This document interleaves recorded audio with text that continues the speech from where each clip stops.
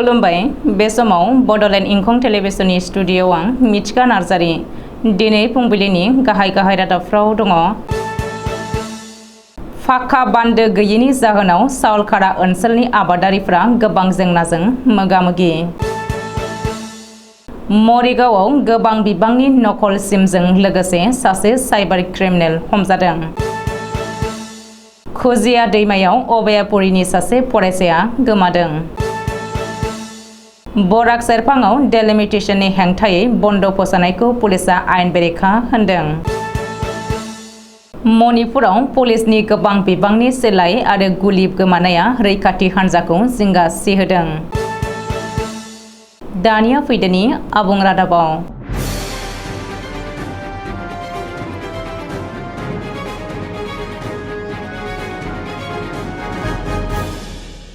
आसाम हादोरसायाव बावैसो साननि सिगां जुब जुब अखा हानानै दै बानाजों लोमसावनानै गोबां न'-बां आबाद खहा खालामनानै गालांबाय। नाथाय बेराफारसेथिं आबाद फोथाराव आबाद मावनो दैनि आंखालाव भुगिनांनायखौ नुनो मोन्दों भारत भुटान सिमनायारि साउलखारा ओनसोलनि आबादारि रायजो राजाफोरखौ। बाक्सा जिल्ला 62 नं बरमा बियाब आरो 23 नं दिहिरा बियाबनि बेन्दोङाव थानाय साउलखारा ओनसोलनि आबादारि रायजो राजाफ्रा थाथाम बान्दोखौ अरायथा लुफुंनो हायैनि जाहोनाव गोबां जेंनानि मोगा-मोगि जानांनायखौ फोरमायदों। भुटान हाजोनिफ्राय बोहैबोनाय मरा फाग्लादिया दैमानि थाथाम बान्दोखौ थेनानै 900सो आबादारिफ्रा गोबां बोसोर सिगांनिफ्रायनो आबाद मावनानै गावनि नखर संसार खुंबोगासिनो दङ। आबादारिफ्रा थाथाम बान्दोनि सोमोन्दै मिथिहोनाय बायदिब्ला बे बान्दोजों आबाद मावनानै जाबोनाया 60 बोसोरनिबो बांसिन बोसोर बारलांबाय। नाथाय दुखुगोनां बाथ्राया बेसोदि बान्दोखौ सिगां समनिफ्रायनो खुंथाय गोहोआव थाबोनानै रायजो खुंलांनाय भारत सोरखार एबा हादोरसा सोरखारनि रावबो सोरखारा मावनानै होनो सिगांबोआखैसै। जायनि जाहोनाव आबादारिफ्रा बोसोरफ्रोमबो जोबोद खस्थ'नि गेजेरजों बान्दोखौ थेनानै आबाद फोथाराव दैखौ दैखांलाङोब्लाबो नाथाय मरा फाग्ला दैमायाव गोबां दै फैयोब्लानो बान्दोआ बायफिनलांनायखौ मिथिनो होयो।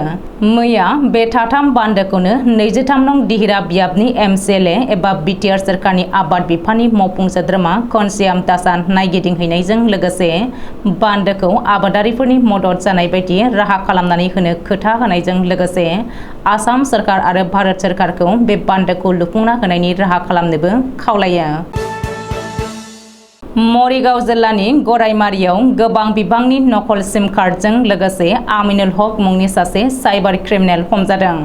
पुलिसनि सुलुङाव फोरमायथिनाय बायदिब्ला हमजानाय आमिनुल हकनिफ्राय गासै मोन 238 नकल सिम कार्डखौ मोननो हादों।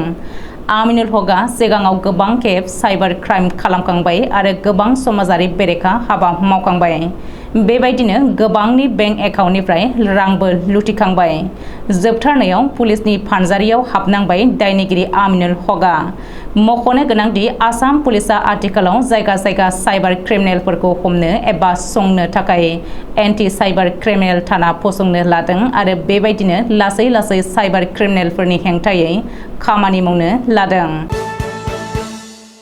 बङाइगाव जिल्लानि अभयापुरी देवहाटीनि थागिबि रिदिप राय मुंनि सासे फरायसाया रबिबारखालि खुजिया दैमायाव दुगैनो थांनानै गबनायजों गोमानानै दङ। गावनि लोगो बिश्वजित रायजों लोगोसेनो दुगैहैदोंमोन। खुजिया दैमानि दाहारा रिदिप रायखौ बुखारलाङो। नाथाय बिनि लोगो बिश्वजित रायआ सानस्रिनानै खुनुरुखुमै जिउ रैखा मोन्दों होननानै सुलुङाव फोरमायदों। गोमानाय फरायसा रिदिप रायनि गोथै देहाखौ अभयापुरीनि SDRF जवानफोरा आथिखालाव नागिरगासिनो होननानै फोरमायथिदों। बराक डेम'क्रेटिक फ्रन्टआ फैगौ 30 जुनाव 12 घन्टा बराक बन्द फोसावदोंमोन। बे अक्ट'खौ सालायनानै फैगौ 27 जुनावनो बराक सेरफाङाव 12 घन्टा बन्द थागोन होननानै BDFनि आफादगिरि प्रदीप दत्त रयआ खौरांगिरिनि सिगाङाव फोरमायखांनायनि उनाव हाइलाकान्दि जिल्लानि पुलिस SPआ प्रदीप दत्त रायनो नटिस हरनानै बन्दखौ बोखांनानै लाफिननांगौ होननानै नटिस हरदों आरो बेखौ भारतीय आयेन खान्थिनि CRPC US 149 दिन्थिगु बायदियै साजा मोननो हागौ होननानै मिथिहोदों। मख'नो गोनांदि बावैसो सिगाङाव चिफ इलेक्शन कमिशना फोसावनाय डेलिमिटेशननि ड्राफ्टनि सायाव बराक सेरफांनि बिजेपि दोलोआ गोजोननाय मोनाखै। मानो होनोब्ला करीमगंज लकसभा समष्टिखौ जेनेरेल खालामनानै सिलचर लकसभा समष्टिखौ एसि रिजार्भ खालामनाय जादों। बेनि अनगायैबो बराक सेरफाङाव गासै 15 एसेम्बलि समष्टि दंखायोमोन, नाथाय दा मोननै खमायनानै मोन 13ल' खालामनाय जादों। बेनिखायनो बराक सेरफांनि बिजेपि दोलोआ सुखुनाय मोनैनि फैगौ 24 जुन खालि 12 घन्टा बराक सेरफां बन्द फोसावदों। बिडिएफ एबा बराक डेम'क्रेटिक फ्रन्ट मुंनि मोनसे आफाद दाब्रबनानै बिसायख'थि आय'गनि हेंथायै खुद्रिनायखौ बेरखांहोनो नाजादों। सोलिफु बोसोर 2023 नि थांनाय 3 मेनिफ्रायनो मोननै हारिनि गेजेराव दाङाबाजि जानायनि जाहोनाव आथिखालाव मणिपुर पुलिसनि गं 3500 सिलाइ गोमानाय आरो 5 लाख गुलि गोमानाया रैखाथि हान्जाखौ जोबोद जिंगायाव खोख्लैदों। मानो होनोब्ला आथिखालाव जाय हाथियार एबा सिलाइफोरखौ रैखाथि हान्जाया बाहायगासिनो दङ, बैफोर हाथियारफोरानो थिउरिया एबा एक्सट्रिमिस्टफोरनि आखायावबो दङसै। मणिपुरनि सोनाब इम्फल जिल्ला आरो कांपकपि जिल्लानिफ्राय बांसिन पुलिसनि सिलाइफोरा गोमादोंमोन। आथिखालाव आर्मी आरो आसाम राइफल्सआ जायगा जायगा कम्बिं अपारेशन खालामनानै गं 170ल' सिलाइ एबा राइफल्सखौ मोनफिननो एबा बोखांफिननो हादों। मख'नो गोनांदि थांनाय 3 मेनिफ्राय गासै सा 120 सुबुङा बुथारजाबाय आरो सा 3000 सुबुङा जोखोम जानांबाय मोननै हारिनि गेजेराव नांलाय खमलाय जानायाव। दखान हाथाय बाजारा दासिमबो गेवाखै। थांनाय फैनाय हान्थामेलानि बिथिङाव लामाफोरा गोथेनानै दंजोबो। दासिमाव गासै 40,000 सुबुङा न' गोमाजाबाय। आथिखालाव बेफोर दुंहाव थासारिखौ नोजोर होनानै हेंथा दोलोफोरा मिरुनि नखर मन्त्रि अमित शाहखौ नारसिननानै आथिखालाव मणिपुराव हादोरगिरिनि खुंथाय फोसावनांगौ होननानै दाबि खालामदों। सनिबारखालि गोदान दिल्लीयाव गासै हान्जानि मेल लिंथुमनानै थासारिनि सोमोन्दै फोरमायो।